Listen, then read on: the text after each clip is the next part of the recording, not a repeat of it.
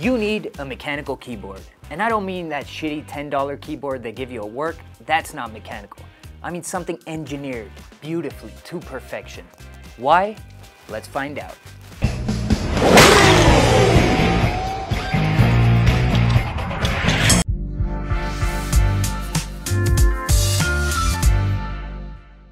Hey, I'm Daniel, and as Rafi isn't with us today, I thought I'd tackle one of my recent favorite hobbies, keyboards. So a regular office worker hits tens of thousands of keys a week. That's a lot of keystrokes. If you could change just one thing to make those thousands of repetitive movements even just 1% more enjoyable, wouldn't you? After all, if you spend thousands of dollars on a computer, why would you resign yourself to a cheap keyboard? When I realized that and started looking for a keyboard, I was overwhelmed with all the options. So I made this video to guide you through the magical world of keyboards.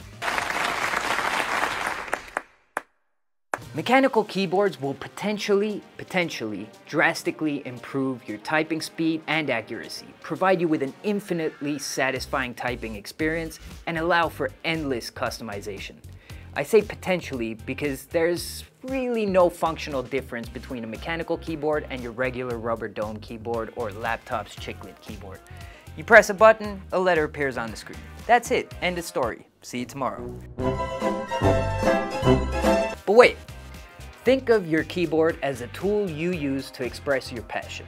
For your work, your writing, your gaming, or even just chatting with friends.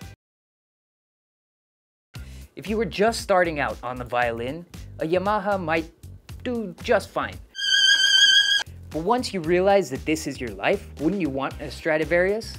And until we can interface directly with computers using our minds, my keyboard will remain the single thing I touch the most throughout the day. Think about that. So your typical office membrane keyboard has these rubber domes that every time you squeeze down with a key press, you can feel it bottom out, pop, get all mushy, yucky. Laptop keys follow a similar logic, with every key press pushing down on this little rubber dome. There's not much you can do with them. It's the same sound, same feel, it's just a bit of rubber being squeezed together. But if we take the keycap off the top of a mechanical switch, you've got this super engineered little box made up of 4 components. Let's open it up and see. So you've got the upper and lower housing, which protect the inner workings from getting bent, wet, dusty, stop working. Not too much to see there, except for the contact point. Then you've got the stem, which moves up and down and gives the key switch much of its feel. And you've got the spring, which depending on its pressure, it's what you're fighting against every time you click. You see, most switches fall into one of 3 main categories. You have linear switches, they're the most simple. The stem just moves up and down consistently against the pressure of the spring.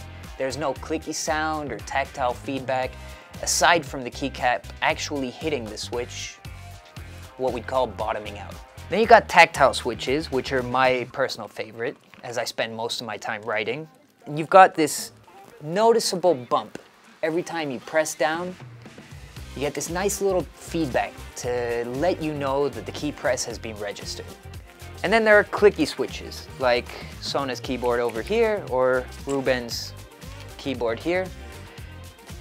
The difference is there's an actual moving piece within the housing that produces an audible click every time the key is pressed. I don't know who the masochists that use these are, aside from Ruben and Sona. I mean, if there are any of you out there, please leave a comment as to why you hate yourselves and your fellow human beings so much as to make all this racket when you're typing.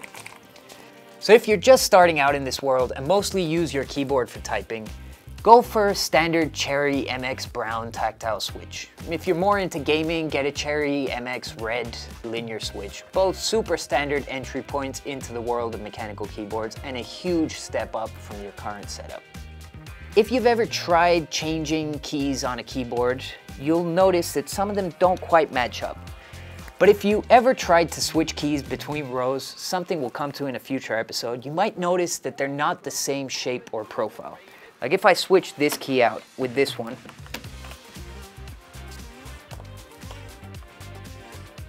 get a little close-up of this, all of a sudden this row and this row, they don't match. And that's because there are a lot of different key profiles, although you usually see around 5-6 different ones to choose from. Each key profile provides a slightly different ergonomic feel, most noticeable between the low-profile, uniform laptop chiclet style keys and a chunky, sculpted, tall SA profile, where each row has a different angle and cutout. But if you're just starting out, just go for something standard like OEM. And if you really want to go nuts, you can get custom-made artisanal keycaps with the coolest, most useless designs ever, like this artisanal food keyboard. Yep, that's not real food. Each of those is an actual key. You might have noticed one key difference between all the keyboards in front of me, that they vary wildly in size and layout. You've got your regular office, full-size, 100% keyboard. Great if you have a nice big desk and visually need to see everything in front of you. It's got the number pad on the side, you know, if you're an accountant, you need to type quickly. Then there's the 1800 Compact, which does away with this space here, but keeps all the keys of the full-size variant. Then you've got a 10 keyless, or TKL, an 80% board that does away with the number pad. This is probably one of the most popular mechanical keyboard variants, as it's smaller, cheaper to make, and I mean, who really uses a number pad anyways? Smaller still, you've got your 75%, squishes everything together a little bit more. It still has all the alphanumerics, the function row, and the arrow keys. And you might realize the pattern by now, that as the keyboards get smaller, they save desk space and bring everything closer to the home row. But that's not it. Keyboards keep getting smaller, and now this is where it gets interesting. Your 60% keyboard does away with the function row, kind of like this one, if it didn't have the number pad on the side. And if you go even smaller still, you've got my plank keyboard. This is a 40%. It does away with most of what your keyboard is. There's no function rows, there's no number pad, no navigation keys, not even a number row.